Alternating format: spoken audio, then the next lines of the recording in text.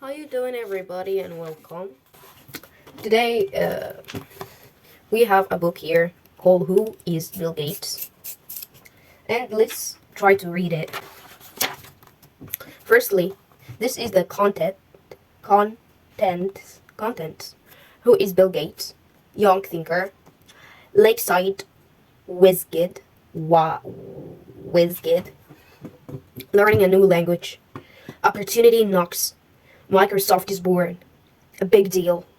On the fast track. Family life. Facing challenges. Sharing the wealth. Life today. Timelines. Bibliography. With Bill Gates. In 1980, some businessmen arrived at a small company named Microsoft. They had come to meet The president. Bill Gates, a man named Bill Gates, dressed in suits, white shirts and ties, and carrying his briefcases. The men looked important, and they were executives from IBM, International Business Machines. At that time, IBM was the largest market maker of computers in the world.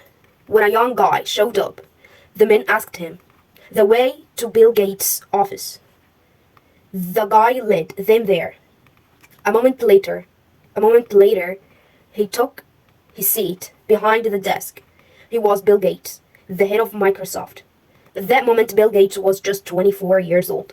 He looked even younger.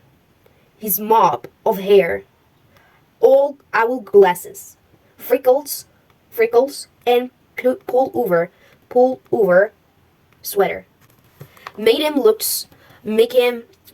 look like a teenager.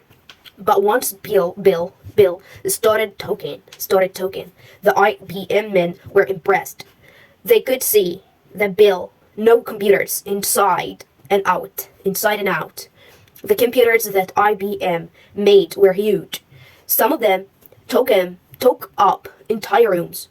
Big companies and governments departments bought them. Very few people had personal computers. Small computers were just starting to be made. That's why IBM was visiting Microsoft. It was a young company that specialized in small computers. Before long, IBM made a deal with Bill Gates and Microsoft. He didn't know it then, but the deal with IBM would start a whole new era in the world of computers. It would also lead to Bill becoming the richest man on earth. Chapter 1. Let's jump in. Chapter 1. Young thinker. William Henry Gates III was born on October 28, 1955, in Seattle, Washington. Because he was the third Gates male to be named William Henry. The family nicknamed him Trey. Trey is a card player's term for three. Everyone else called him Bill. Bill was a very active child. He would rock for houses on his rocking horse. He would rock for hours on his rocking horse. Back and forth. Years later in business meetings, Bill was known for rocking back and forth in his chair. He said it helped him think. Bill's parents were educated and well-to-do. William Gates, Sr. was a successful lawyer. Mary Gates was a school teacher. After her children were born, she cared for her kids and did a lot of volunteer work. Smart and outgoing, Mary often took young Bill along with her on volunteer outsides. The Gates were a warm and close family. Bill's sister, Christy, was 2 years older, and his sister, Libby, was 9 years younger. On school nights, no TV was allowed. Instead, the Gates family talked, played games, and read books. Bill was a hungry reader. At age 7, he decided to read the entire encyclopedia. He read his way through all of world book.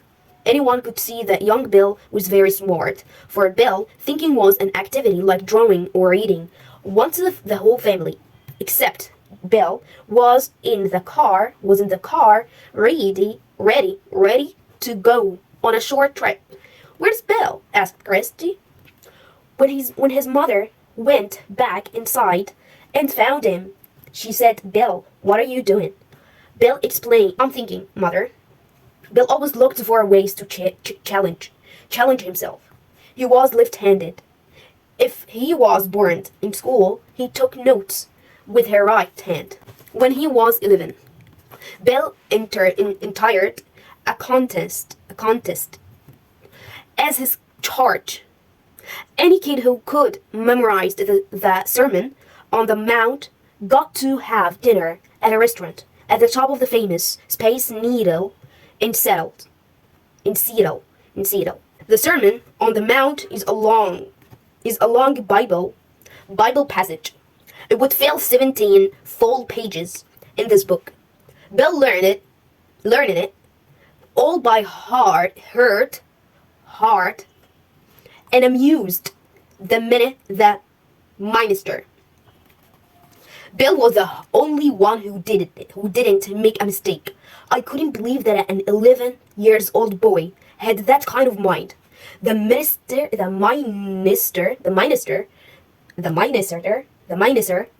said. Bill told the minister,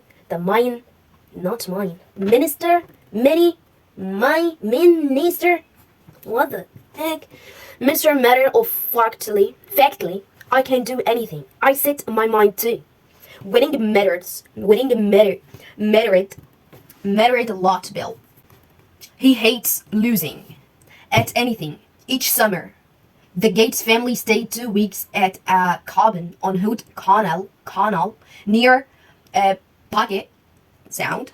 The place was called Cheerio. Lots of other young families went to Cheerio too. Weeks there were filled with fun sports and games. Every year, the kids held their own Olympics. All the kids wanted Bill on their team. Just because he was smart and used big words didn't mean he wasn't good at sports. Bill was small in size, but he made up for it in pure grit.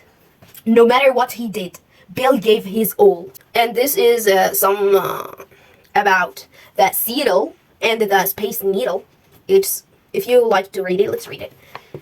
But I feel like a lot of words would be unknown for me because I'm not native. Seattle in the state of Washington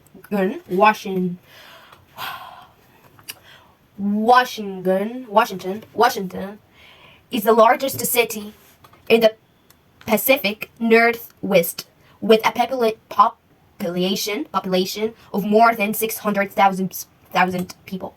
It is a beautiful city surrounded by mountains and water. It lies on Puget Sound, an arm of the Pacific Ocean, and at the end of the 19th century, Seattle became a gateway north to Alaska. After gold was found near the, what this word is? Klondike River, thousands of people lived hoping a century later,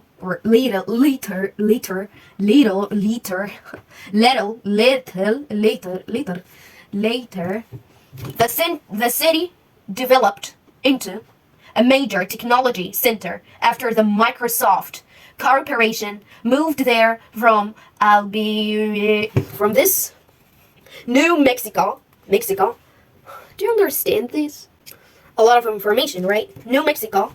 In 1979, Bill Gates in Seattle's most famous native citizen. In 1962, Seattle hosted a World's Fair called Century 21.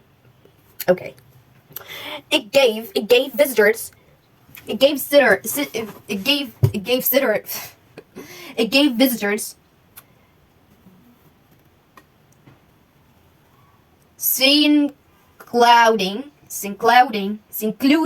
including 6-year-old Bill Gates into the future. One of the fair's main attractions was the Space Needle, which still stands today as Seattle's most famous landmark. It was built to withstand winds as high as 200 miles an hour and earthquakes that reached 9.1 on the Richter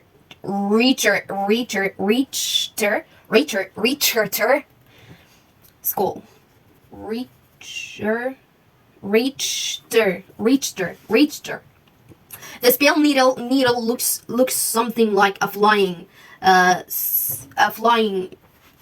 saucer, hovering more than 500 feet above the city. The elevator ride up to the observation takes less than a minute, but waiting in line for the elevator can take hours. From the observation or inside the Space Needle's revolving restaurants, viewers can take in the city's skyline as well as the Cascade Mountains to the east and the Olympics Mountains to the west. Bill's favorite sports were the ones in which you were always moving fast. Bill loved to water ski. Sky is the sky, but ski, of course, this ski. Water ski, ice skate, swim, and downhill ski. In sixth grade, Bill seemed to lose interest in school. Sixth grade, Bill, Sir, and Mary saw that their son needed a change. They decided to send him to a private school named Lakeside at the beginning of 7th grade. It turned out to be a great decision. The school pointed Bill's life in a new direction. Chapter 2. Lakeside with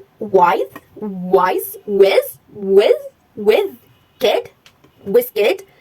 Bill was the smallest boy in his 7th grade class. Okay. At Lakeside School. Lakeside was then an all-boys school for grades 7 through 12. Teacher at Lakeside worked hard to help kids develop their interests. Bill excelled in math and science, but he didn't found his special interest yet. One spring day in 1968, a teacher took Bill and some classmates to the new computer room. Actually, there was no computer in the computer room. At that time, personal computers didn't exist. There were only large mainframe computers that cost millions of dollars. Not even a private school like Lakeside could offer one. So Lakeside had bought the next best thing, a teletype machine. At first glance, it looked like a big electric typewriter. Beside it was a telephone that connected the machine to a mainframe computer in downtown Seattle. The teacher showed the boys how to type a command. Clickety clack. The teletype started punching holes on a long spool of paper tape. It made a terrible rake it. Terrible rake it. It's not rocket, it's rake it. Because this is a. Soon, the teacher's message was speeding through telephone wires to the computer several miles away. In a little while, the machines typed back the answer that it received from the computer. Bill was amazed at what the computer could do. He started to spend all his free time in the computer room. He read every computer manual he could find. And he learned computer languages such as basic. A computer languages is a code used to talk to computer. Several other lakeside boys became hooked on computers too. The boys learned from each other as they went along. Lakeside teacher had planned. This is a few information about the early computers and how old they are. Okay, so we gonna back to that, or you wanted to read it? I feel like I wanted to just keep going and then come over here after we close to end the book, and we read the information that the book potted to us between the texts or the chapters. Okay, to learn about computers and then teach the kids. However, it worked the other way around. Bill and his pals became the experts. Then they taught the teacher. It worked the other way around. Bill and his pals became the expert. Then they taught the teacher. At Lakeside, Bill had discovered his life's passion. Now his sharp mind had a focus. Computers. Chapter 3, learning a new language. The With Kids formed a computer club. They called themselves the Lakeside Programmers. Soon, many of the boys were writing their own programs. A program is a set of introductions for the computer. Bill was 13 when he wrote his first program. It was for playing tic-tac-toe. For a boy like Bill, who liked to rest himself, the computer was the perfect challenge. Every single program was a test. Could it work? Only if Bill had written the code right. Exactly right. If not, the computer would make mistakes. Wrong data in, wrong data out. Bill was 2 years younger than most of the other boys in the club. At one point, the members decided Bill was too young. They also thought he was hogging time at the teletype machines. So Bill get kicked out of the club. Not for long, though. Bill knew things that nobody else had figured out yet. The other boys needed him, so they asked Bill back. Computer time wasn't free. General Electric, the owner of the mainframe computers, Target, Lakeside School, $89 a month to rent the teletype. In addition, they target students $8 an hour for computer time. This was expensive at that time. You could buy 66 comics book for $8. At first, the Lakeside Mothers Club paid the computer's fees. Soon, the Mothers Club ran out of money. Now the students had to pay for their own time using the computer. Bill's parents paid for his costly schooling, but they told him he had to pay for computer time himself. So what did Bill do? He found a job. Years later, Bill joked that his parents drove him into business. A new company had just opened in Seattle. Its name was Computer Center Corporation. It had a mainframe computer. That boys nicknamed the company C-Cubed for the 3 CS in its name. A few people understood computers then. So C cubed turned to the bright boys at Lakeside School and made a deal. The boys could use the company's mainframe computers for free if they searched out bugs or flaws in its programs. For Bill and his friends, this job was paradise.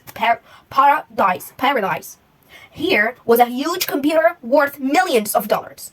It was under their control. The boys had to work during off hours, at nights, and on weekends, when the company staff didn't need the computer. So after school, 8th grader Bill often caught a bus and rode to C cubed. Many nights he and his buddies stayed until midnight. If missed the late bus, he had to walk 3 miles home. The following year, C Cube went out of business, but Bill's career was just beginning.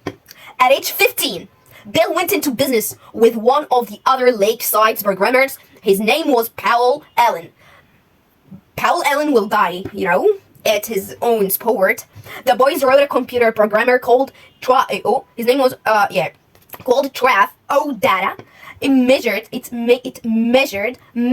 traffic flow in Seattle. Eventually, Trav OData earned the boys $20,000. Bill and Powell Allen were opposites. Powell was 2 years older, soft-spoken, and somewhat shy.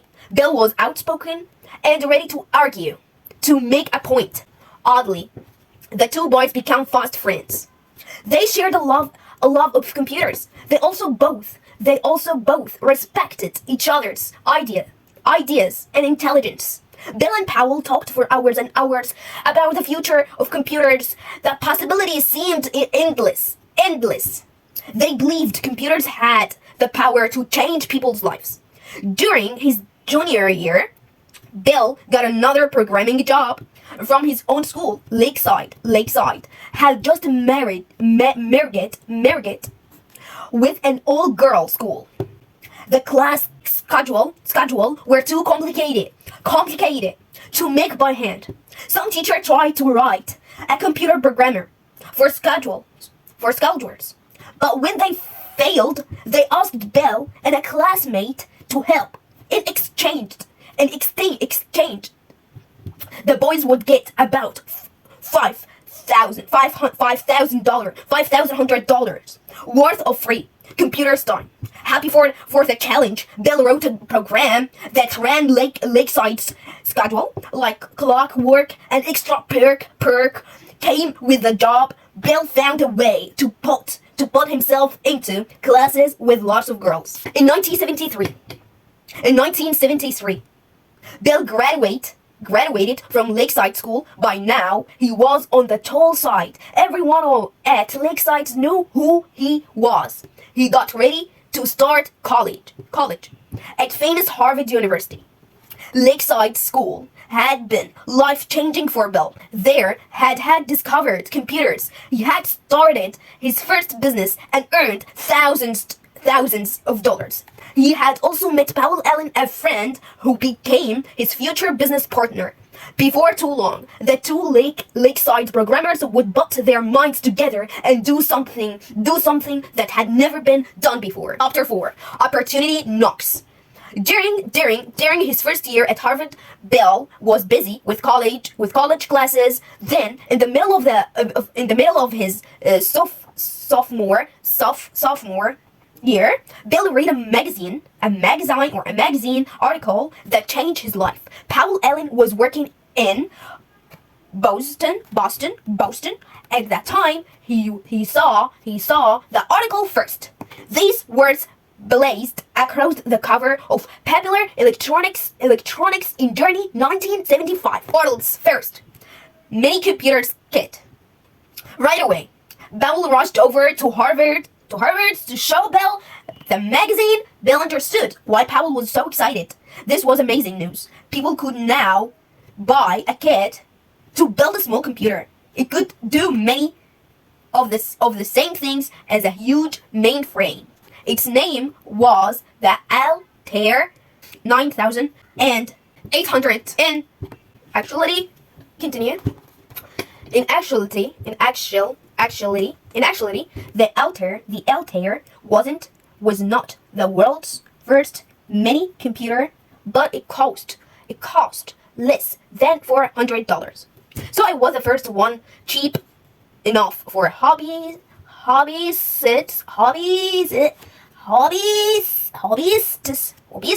people who like to do things themselves. The Altair didn't look at all like computers do today, about the size of a microwave oven. It looked like a black box with switches and lights. There was no keyboard, there was no screen. This is Altair. I don't know, Altair computer. 1880 8800. Plus, you had to put the Altair together yourself, even once the computer was assembled. Buyers wouldn't have much. They would only have the hardware, the hard parts of the computer that you can touch. But there was no software to go with the Altair. Software is the language program that tells the computer what to do. Without software, a computer cannot do a thing. A computer without software is like a car without gasoline. Without gas or without the oil, okay? Bill and Powell were struck with a powerful idea. They would write software for this new machine. Both of them were excellent programmers. They had the energy. They had the skill. They knew they could do it.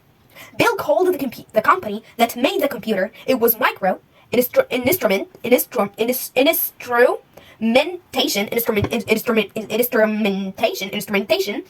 and Telemetry Systems, MITS. The company was located in Albuquerque, New Mexico. Bill told the head of MITS, A.D. Roberts, that he and his partner were writing language software for the Altair. Bill asked if MITS was MITS. I'm gonna say MITS. MITS, of course. Was interested in seeing it. Sure, said Robert. He agreed to meet with the boys in a month or so. Yes! Bill had claimed that their program was nearly done. Of course, he didn't do the code yet, or the software program yet. But it's not a liar. It's a white liar. You know, like, oh, I'm done with this software, and he's never started it yet. He's not started it yet. Of course, Bill had claimed that their program was nearly done. In reality, he and Powell had not even started. Like I told you, I know this story. For about the next 8 weeks, Bill and Powell worked like mad, like fast and mad. Okay. The challenge was huge. Okay. They didn't even have an Altair to work on. Mix was behind in filling its orders. But the boys did have the instructions for the Altair. They could use them to build a simulator, a program that could trick a big computer into acting like a small one. In that way, they could use a mainframe computer to test out their new code. Powell set to work building the simulator. Bill took charge of designing the software. He would think hard before writing anything. Powell saw Bill pacing and rocking for long periods before jotting on a yellow legal pad. Bill had to juggle his college classes with this new project. Something had to give for Bill. It was sleep. Often he would work late into the night. Powell later described Bill during that time he would be in the middle of a line of code when he would gradually tiled forward until his nose touched the keyboard. After dozing an hour or two, he would open his eyes, squint at the screen, blink twice, and resume briskly where he would left off. As the deadline at MITS drew near, Bill lined it up another friend from Harvard to help out. Just in the nick of time, the program was ready. Powell was chosen to travel to Albuquerque and show the program to E.D. Roberts. The boys had worked so hard. Now their dreams were on the line. When Powell got to MITS, E.D. Roberts brought him to a messy table. There sat the little Altair, quiet and lifeless. Powell got ready to do a test run of their program. For E.D., he felt tense as he loaded it. Their software had never been tried on a real Altair before. Would it work? Was the code right? Powell held his breath without, because I get 0 on my exam because this stupid thing, breath without E. And put through the first comment. Instantly the computer shot back the answer for success. Minutes later, E.D. Roberts decided to buy the program. Bill Gates and Powell Allen had created the very first programming language for Microsoft, a microcomputer. Bill was only 19 years old.